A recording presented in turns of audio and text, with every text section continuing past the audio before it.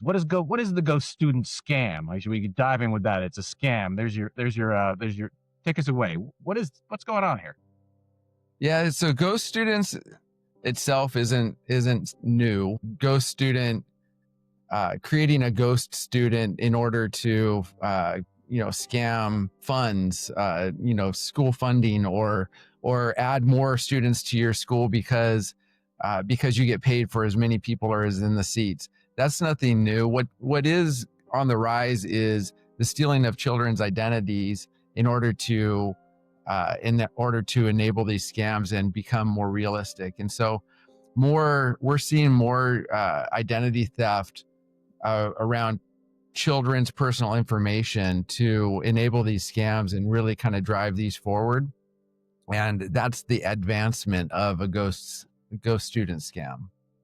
So take me through it. How does that work? What sprung to mind when you were talking just now was the PowerSchool hack, where they 60 million student records, if give or take.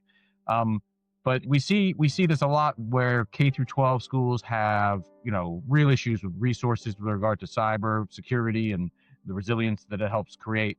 But when you see these stories about student records being taken, sometimes I think in the conversations I've had personally, people are confused by why it matters. So take me through the scam, how an individual or a student or a family could be hurt by it, and how the criminal profits. Yeah, so the PowerSchool data breach was huge, and PowerSchool was used by, I think it's the largest administration tool for schools to use to administrate student grades and just really in kind of administration within the school. And so with that breach came a lot of personal information that was also mishandled and lost.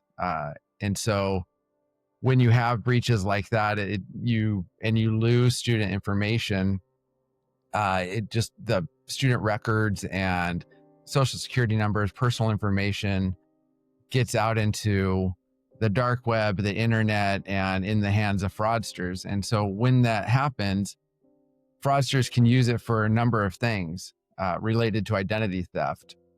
Children's social security numbers and personal information is a prime target because most of the time you're not checking your child's credit score or you're not checking their credit report. And you have no monitoring on them because they're not 18. And so they don't really worry about it.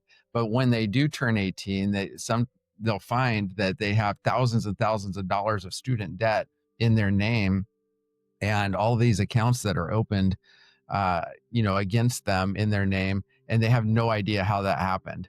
And it's breaches like the PowerSchool breach and others that allow that information to be exposed, and for fraudsters to use it to create new identities. They'll mix identities to create a synthetic identity as well. And